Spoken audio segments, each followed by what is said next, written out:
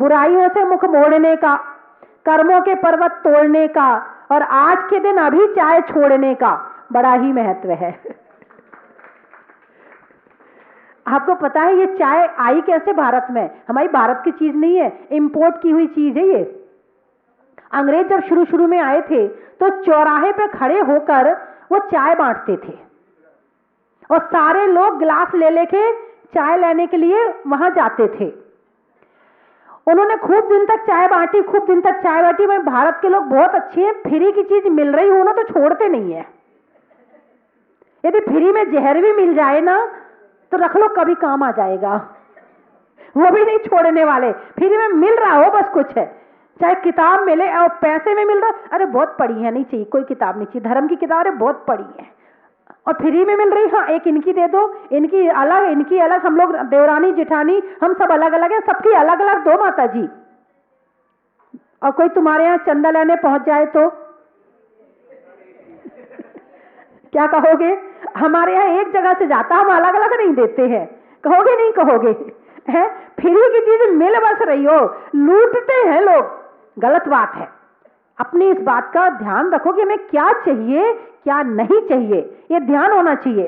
तो वो चाय जब बांटते थे अंग्रेज तो सब लोग गिलास ले लेके जाते थे, सबने खूब 2-4 महीने चाय पी, उनने चाय देनी बंद कर दी, सबके सिर दुखने लगे। अब सब कहें चाय दो, बोले पैसे लाओ। अब चाय अभी तक खरीद के पी रहे हैं, अभी तक खरीद के पी रहे हैं। और जो छोटे बच्चे हैं उन्हें तो चाय देनी ही नहीं चाहिए, उन्हें स्वाद ही नहीं चखाना चाहिए चाय का। और जो महिलाएं गर्भवती होती हैं उन्हें चाय नहीं पीना चाहिए, वो असर जो है बच्चों में भी जाता, उनके अंदर मतलब जन्म के पहले से उनके अंदर वो जो व्यसन है और जो उसका क्या कहना चाहिए आदत है और उसके जो नेगेटिव जो भी चीजें हैं उसकी वो सब उस बच्चे में पहुंचती हैं। इसलिए गर्भवती महिलाओं को चाय पीना ही नहीं चाहिए। तो बंधुओं, चर्चा चल रही थी पुद्गल की, चर्चा चल रही थी भोजन की, चर्चा चल रही थी जीभ की। किसकी? जीभ की।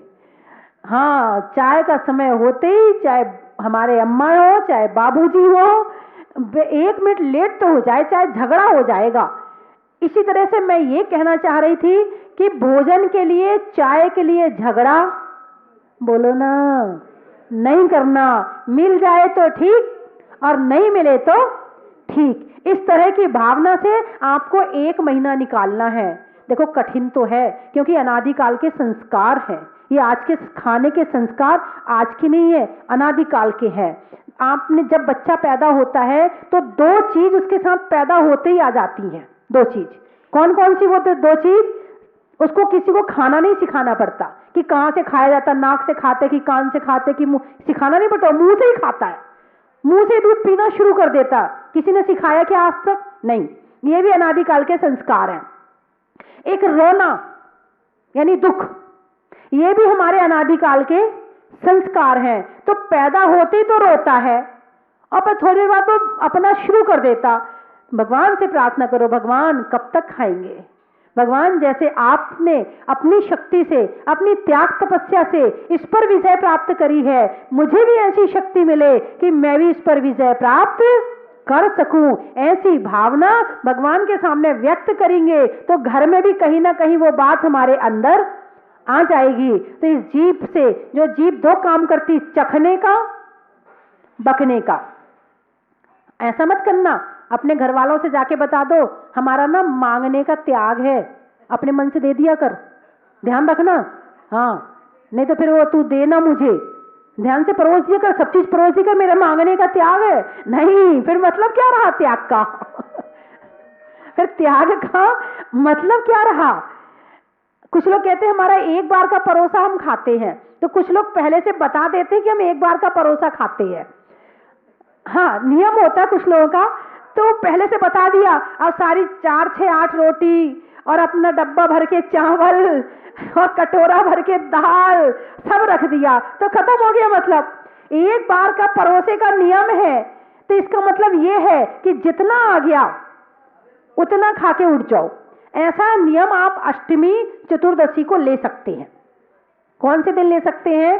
अष्टमी और चतुर्दशी को ऐसा नियम आप ले सकते हैं और इस नियम के माध्यम से तपस्या कर सकते हैं। तो मेरी बात आपकी समझ में आ गई? बोलो ना, आ गई? जोर से बोलो, आ गई? बोलो, आ गई।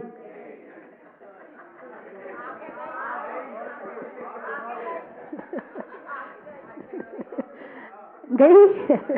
नहीं गई? अच्छा ठीक है। देखो, लेके जाना यहाँ से, मेरे से जो मैंने दिया है आपको, यहाँ छोड़ के मत जाना, मेरे से लेके जाना। और ये वाला प्रवचन आप बाद में टीवी में भी सुन लेना, दोबारा फिर आएगा। आपने यहाँ पहले लाइव सुन लिया है, अब घर में जाके टीवी में भी सुन लेना, तो डबल आपका 2 बार हो जाएगा, तो याद भी हो जाएगा आपको। और जब आप एक दूसरे से बात करो ना, तो घर की चर्चा ना करके यही चर्चा कर लेना, ठीक है ना? तो और याद हो जाएगा। जिस चीज को याद करना हो ना, उस चीज को आपस में चर्चा करना शुरू कर दो, तो वो चीज याद हो जाती है। तो आप लोग बड़ी दूर दूर से भगवान के दर्शन के लिए, भगवान की भक्ति के लिए, अभिषेक पूजा के लिए, शांति धारा के लिए जसपुर से, जबलपुर से और सूर्यनगर दिल्ली, गाजियाबाद से, और कहां से आए? कोटा वाले, खाते गांव वाले। खाते गांव के लोग खाते रहते होंगे, इसलिए उसका नाम खाता है, खाते गांव है। अच्छा, खाते वाले खाते नहीं है, तो जसपुर वाले जस लूट ले जाते हैं, है सब लिमिट का है। अरे वो तो वैसे ही कह रही मैं, ये तो कहने वाली बात कि जितना पेट में आएगा उतनी तो खाओगे, और ज्यादा खाओगे तो और बीमार हो जाओगे। तो इसीलिए इस मामले में तो कहना ही नहीं पड़ेगा, क्योंकि एक बार बीमार हुए आदमी दोबारा अपने आप कहता नहीं चाहिए अपने आप मना कर देता है। एक मैं 3 चीज बोलूंगी, आपको कहना बड़ा ही महत्व है। चलने में पात का, मित्रों में साथ का, तीर्थंकरों में मुनि सुब्रत नाथ का, पंखा में झलने का, बच्चों में पलने का, भगवान के जमीन से निकलने का, पानी में खोलने का, बनिया में तौलने का, आपके जोर से बोलने का, अनाज में दाने का, इनाम में पाने का, आज आपके यहाँ आने का, हिंदी में मात्रा का, स्कूल में छात्रा का, आज आपकी जहाजपुर की यात्रा का, नदी में नाव का, शरीर में पांव का, और आने वालों में खाते गांव का, गाने में सुर का, नृत्य में नूपुर का, और आने वालों में जबलपुर का और जसपुर का, दोनों पुरपुर है, जसपुर का। हाँ, और ट्रेन में टीटी का, धरती पर चींटी का, और आने वालों में मेड़ता सिटी का, पानी में मगर का, चलने में डगर का, और आने वालों में सूर्यनगर का। लोग सारे बच्चे एक साथ मिलकर एक ही स्थान पर रहते हैं। सभी बच्चे अच्छे होते हैं, लेकिन कभी कभी गुस्सा भी कर लेते हैं। एक बार गुस्सा करने में 1 मिनट तक यदि आपने गुस्सा किया, केवल 1 मिनट के लिए, घड़ी में देखकर 60 सेकंड 1 मिनट के लिए, तो आपकी 1 घंटे की प्रसन्नता नष्ट हो जाती है। आप कितने खुश थे, आप खेल रहे थे, आपको बहुत अच्छा लग रहा था, लेकिन जैसे ही जरा सी बात पर गुस्सा आया, 1 घंटे की प्रसन्नता नष्ट हो गई। छोटे छोटे बच्चों में लड़ाई होती है, बड़े बड़े भी लड़ते हैं, लेकिन छोटे छोटे भी क्यों लड़ते हैं? किसी ने किसी की कॉपी उठा ली, किसी ने किसी का पेन उठा लिया, किसी ने किसी को मजाक में मार दिया, है ना? हाँ, किसी ने कुछ बोल दिया, किसी ने उसकी बात नहीं मानी, उसने कहा मेरे साथ चलना, और वो नहीं गई उसके साथ, तो क्या करते हैं? गुस्सा करते, अब तू मेरे साथ नहीं गई ना, मैं अगले बार तेरे साथ बिल्कुल नहीं जाऊंगी। ऐसा करते कि नहीं करते? अच्छा, ये बताओ, गुस्सा करना अच्छी बात है कि बुरी बात है? जब आप ही मान रहे हो कि गुस्सा करना बुरी बात है, फिर क्यों करते हो? मैं 2 लाइन देती हूं, आपकी मैडम लिख लेंगी, और वो लाइन है, आपके वहां पर जहां ये बच्चे रहते हैं वहां लिखवा देना। तुम्हारी शान घट जाती कि रुतबा घट गया होता, जो गुस्से में कहा तुमने वही हंसकर कहा होता। तुम्हारी शान घट जाती कि रुतबा घट गया होता, जो गुस्से में कहा तुमने वही हंसकर कहा होता। जो बात गुस्से में कही जा रही है, यदि वही बात हंस के कह दी जाए तो फिर लड़ाई नहीं होगी, झगड़ा भी नहीं होगा और मन भी अच्छा रहेगा, प्रेम भी बना रहेगा। और छोटी छोटी बात पर झगड़ा करोगे तो आपकी बुद्धि कमजोर हो जाएगी। जो बच्चे ज़्यादा गुस्सा करते हैं उनकी बुद्धि भी कम हो जाती है। जिनका मन पढ़ने में नहीं लगता है फिर वो गुस्सा करने में अपना मन लगाने लगते हैं। इसलिए बच्चों को गुस्सा नहीं करना चाहिए। और गुस्सा करोगे तो क्या होगा, आपकी बुद्धि कम हो जाएगी, आप अच्छे से पढ़ाई नहीं कर पाओगे। आप सब चाहते हो कि अच्छे से पढ़ाई करें?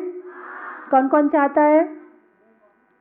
आप लोग कुछ बनना चाहते हैं कि आगे चलकर हम बड़े होकर कुछ बने। तो जब आप अपने एनर्जी, अपना ज्ञान गुस्सा करने में लगा दोगे तो पढ़ने में कैसे लगेगा? जब आप पढ़ने में दिमाग नहीं लगाओगे तो फिर आप आगे कैसे बढ़ोगे? और आगे नहीं बढ़ पाओगे तो अच्छे कैसे बन पाओगे? अच्छा बनना है, कुछ करके दिखाना है। एक कोई रिक्शा वाला था, तो रिक्शा वाले का लड़का, उसने खूब अच्छी पढ़ाई करी, खूब अच्छी पढ़ाई करी। आप समझ सकते हो रिक्शा वाला कितना कमाता होगा दिन भर में। लेकिन वो बच्चा बहुत होशियार था, तो सब लोगों ने उसकी हेल्प करी और वो IAS अफसर बन गया, कलेक्टर बन गया। तो जरूरी नहीं कि हमारे पास में पीछे सपोर्ट ना हो तो हम अच्छे नहीं बन सकते, कोई जरूरी नहीं है। राजेंद्र प्रसाद जी जो हमारे यहाँ के सबसे पहले राष्ट्रपति हुए हैं, है ना, वो इतने गरीब थे पहले कि उनके घर में लाइट भी नहीं थी। जो बाहर स्ट्रीट लाइट होती है, सड़क पर लाइट होती है, उसको वहाँ बैठकर रात को गणित करते थे, वहाँ बैठकर स्कूल का अपना होमवर्क करते थे, पढ़ने में मन लगाते थे।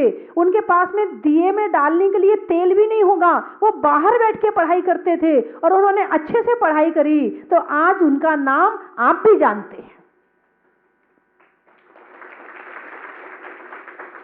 अच्छी मेहनत करने वाले बच्चे, ईमानदारी से रहने वाले बच्चे, अपने टीचर का अच्छे से सम्मान करने वाले बच्चे, टीचर की बुराई नहीं करने वाले बच्चे आगे बढ़ते हैं।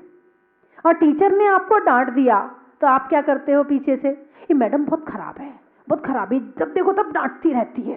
कहते हो कि नहीं कहते हो? अरे बोलो ना, कहते हो, झूठ नहीं बोलो, कहते हो। नहीं करना चाहिए टीचर की बुराई। उसने आपको डांटा है तो आपके अच्छे के लिए डांटा कि बुरे के लिए डांटा? फिर आपको बुरा मानना चाहिए क्या? कौन कौन बच्चे हैं जो अपनी टीचर की बात का बुरा नहीं मानेंगे? अब हाथ उठाओ और बुराई नहीं करेंगे। बहुत बढ़िया। तो इस तरह से यदि आप बड़ों का सम्मान करेंगे, उनके पैर छुएंगे, उनका आशीर्वाद लेंगे, उनकी बात मानेंगे तो उन्हें डांटने की जरूरत नहीं पड़ेगी।